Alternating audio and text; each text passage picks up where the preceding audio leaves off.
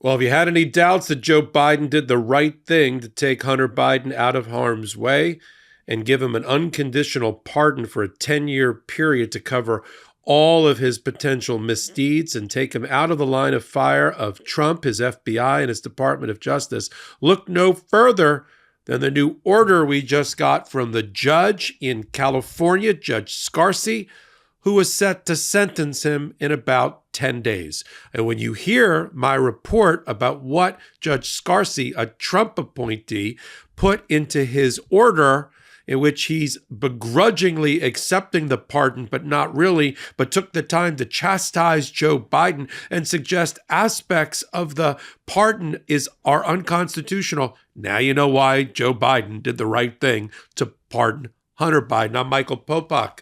I'm at the intersection of law and politics here on the MeidasTouch Network and on Legal AF. Let me catch you up. We had two criminal cases against Hunter Biden. One in Delaware related to gun charges. One in California related to tax evasion. The gun charges were going to be settled along with the tax evasion in a plea deal. The plea deal fell apart, mainly because of pressure from MAGA. And Hunter Biden was willing to take the plea deal. The whole thing fell apart, and he made them have to go to trial. He got convicted on the gun charges, right? He pled guilty ultimately to the tax evasion charges, waiting for sentencing up to 12 years in prison. If anybody thought, well, just leave it in the hands of Judge Scarcy, he's fair and impartial, isn't he? Not based on what he just wrote. So he gets, Hunter Biden on December 1st gets the pardon. We all reported on the pardon. I used the hyperlink. I downloaded the memo that went along with the pardon from Joe Biden. I read the pardon itself, which is a paragraph long. I understood that as of the moment the pardon was issued, there can be no further criminal proceedings against somebody for the underlying things. That's the power of the pardon. But apparently, literally, Judge Scarcy didn't get the memo. Didn't like that he didn't get the memo and decided now is the time for him to say that it was improper for the pardon to be given. Now, let me explain something. The pardon power is unassailable. Pardon power is robust. It's the strongest power that a president has. It can't be challenged in the courts, but that doesn't stop kibitzers in favor of Donald Trump from taking pot shots at Joe Biden about it. Also, there is no requirement that Joe Biden do a memo.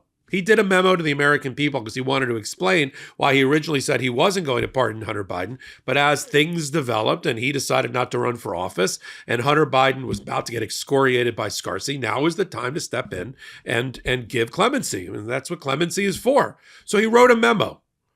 And no good deed goes unpunished. Now, Scarcy, the judge, he didn't like the memo. He didn't get the memo the right way. A lot of these judges, federal judges, get what we call black robe disease. Oh, you didn't deliver it on a silver platter with a wax seal at the appropriate hour, and therefore I had to have one of my clerks click the hyperlink. Oh, come on, Scarcy, give me a break. All right. Here's what he writes in his order, which I thought it would be. I thought it would be helpful for everybody to see here.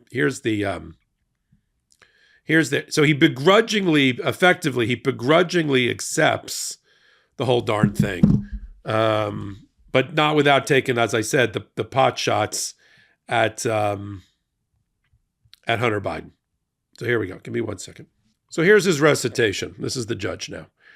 On December 1st, 2024, defendant Robert Hunter Biden provided notice that Joseph R. Biden Jr., President of the United States, issued a full and unconditional pardon to Mr. Biden. All right, so they filed a notice of pardon. Now he's got to be all bothered, hot and bothered about how it was delivered to his chambers, as if he's the President of the United States. Rather than providing a true and correct copy of the pardon with the notice, Mr. Biden provided a hyperlink to a White House press release presenting a statement by the president regarding the pardon and the purported text of the pardon. Really? We all have a copy of it, Judge. Do you think he made it up? Do you think, is that your allegation, Scarcy? Now you see why we can't be sentenced by the guy. He's not fair. He's not impartial. He's a Trumper. Federalist Society since 2017. Had no background in criminal law, by the way. Just to call out federal judges. I mean, his entire career before he hit the federal bench, this Judge Scarcy, was in intellectual property, copyright and trademarks. That's all he did.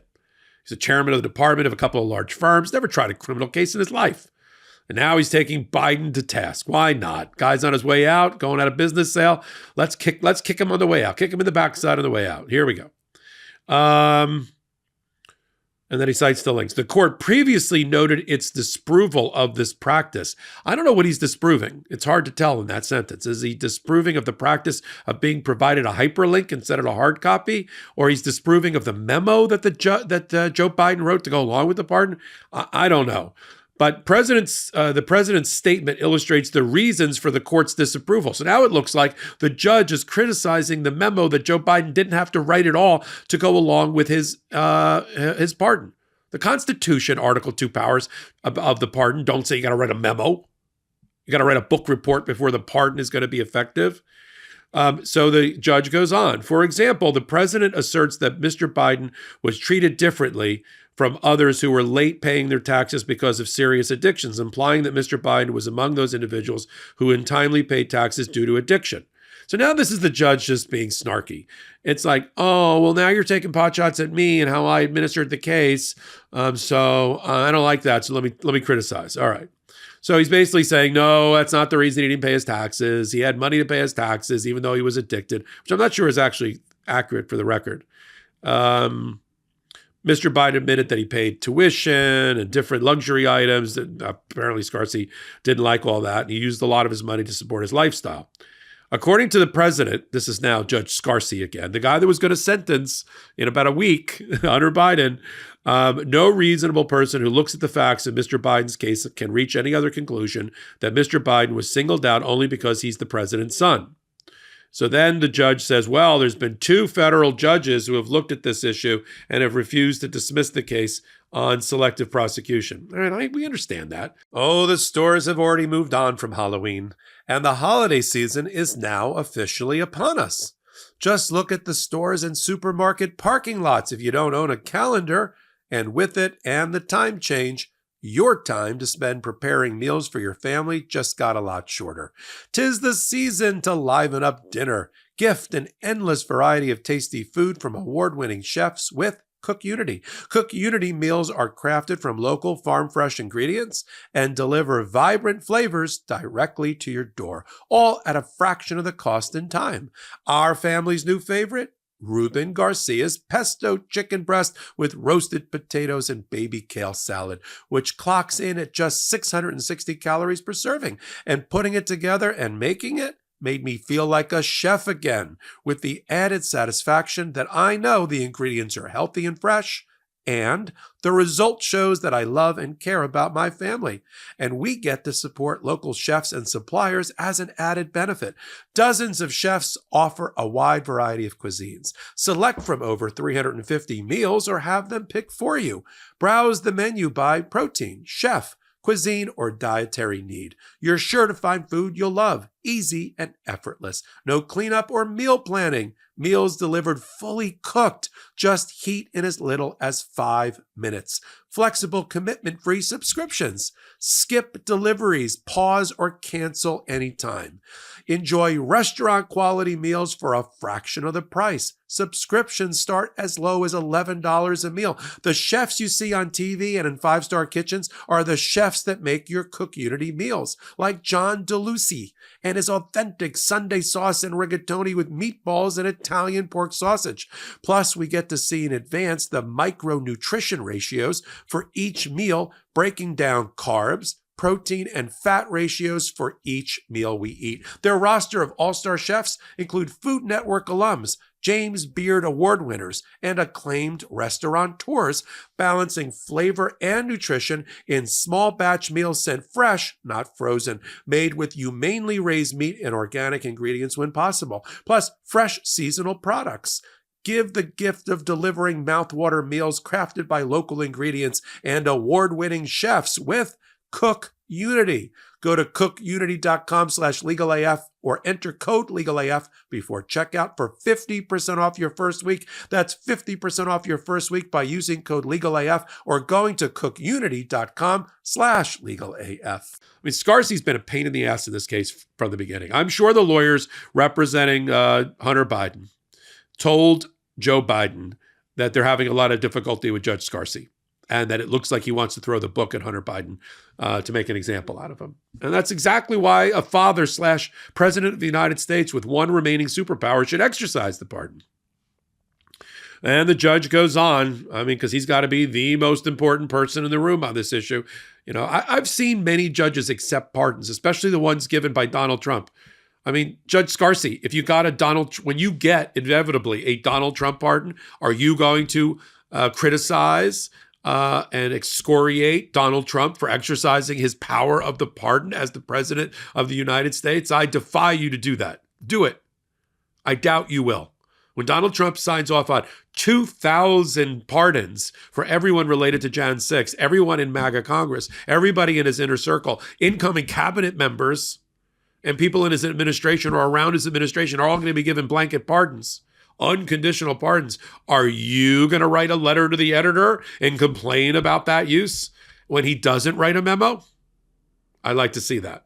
Let's continue. In short, this is the judge now. A press release is not a pardon. So he's still hung up on he didn't get his backside kissed properly in his own mind, making up his own rules about how the pardon can be delivered. Is there any doubt, Judge Scarcy, is there any doubt that the pardon was issued? Is there any doubt of the language of the pardon? Is that what you're doubting? It's not a matter of public record for which you could take judicial notice? Come on.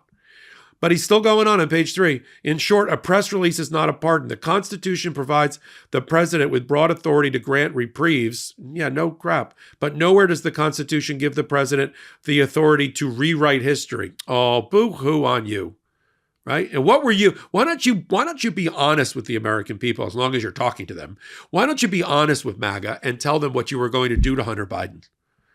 And that if you had children, I don't know if you do or you don't, but if you had children and you were the president of the United States, you would save them from a judge like you who's about to sentence him. Why don't you be honest? We don't blow smoke or sunshine here on the MeidasTouch Network or Legal AF. You shouldn't either. I know you have a lifetime appointment, but although Mr. Biden attached a purported copy of the pardon, we're back on the purport. Seriously, he is like a broken record. It's like a dog with a bone.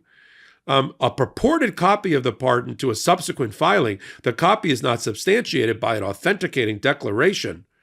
Mr. Biden declares that he accepted the pardon, and on that basis, he asserts the court must dismiss the indictment against Mr. Biden. And then he goes on to suggest that perhaps it's unconstitutional because part of the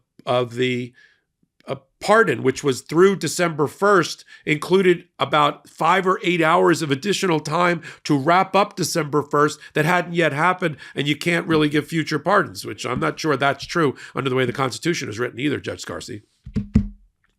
This shows you why I'm proud of the Democrats and Joe Biden for doing to the Republicans and to MAGA and to the Federalist Society exactly what they would have done to us. It's time, if you're going to be in a gunfight, you bring a gun, not a knife.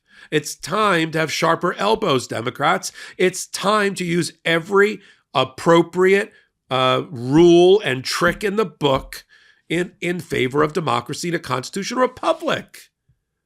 This is why the Democrats get flat-footed and outmatched every time, because the Republicans are willing to go to any length, extreme lengths, criminal lengths to accomplish their goals. And the Democrats sit and wring their hands and go, oh, it'll look bad if he gives the pardon.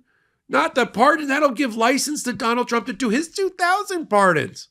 Really? You don't think Donald Trump was doing the 2,000 pardons anyway? Oh, don't do the pardon for Hunter. You said you wouldn't. Haven't things changed since then? Haven't we seen the cabinet picks that Donald Trump is making? If not, go on the MeidasTouch Network and Legal AF, the YouTube channel. Look at our hot takes. Look at the Attorney General selections. Look at the FBI selection. Donald Trump is going to destroy the independence of the Department of Justice and the FBI that's been in place for over 50 years. He's going to collapse it into one unitary president because that's what the Federalist Society wants, and that's what the Supreme Court wanted, and that's how they ruled in favor of Donald Trump on the immunity decision. Wake up. They are sharpening their knives to go after Democrats, the media, enemies of the people, judges and prosecutors. Of course, Joe Biden's a step in. If he didn't, we'd be wringing our hands about that. Oh, why didn't Joe protect everybody? Why didn't he pardon Michael Cohen, which he should, by the way? Why didn't he pardon Hunter Biden? Well, that's cruel. If only we were more like the Republicans. Well, now we're more like the Republicans, using what we have at our disposal, and I'll take the criticism from Judge Scarcy. Let him go back to wrap it up. I don't know what he's got left on the clock for his federal judgeship before he goes to senior status. Wrap it up, Scarcy. You should be focusing on intellectual property cases and civil cases more than criminal cases. You've been a rock in the shoe of democracy for a long time. And you showed your true colors with this order that you just wrote. I'll continue to follow it all here on the MeidasTouch Network and on Legal AF. Tuesday nights, 8 p.m., Popak Live. At that same intersection, bringing you up to speed on everything that's law and politics and or both here exclusively on MeidasTouch Network. And then Wednesdays and Saturdays, Legal AF, the podcast. Wednesdays with Karen Friedman, Nick Nifilo. Saturdays with Ben Meiselas and me. And then we've got hot takes like this about every hour at the intersection of law and politics. And if you can't get your fill, come over to Legal AF, the YouTube channel, in collaboration with the MeidasTouch Network. Help us build that pro-democracy channel now more than ever. We need your help. So until my next hot take or recording on anything Legal AF related, I'm Michael Popak. In collaboration with the MeidasTouch Network, we just launched the Legal AF YouTube channel. Help us build this pro-democracy channel where I'll be curating the top stories at the intersection of law and politics. Go to YouTube now and free subscribe at Legal AF MTN. That's at Legal AF MTN.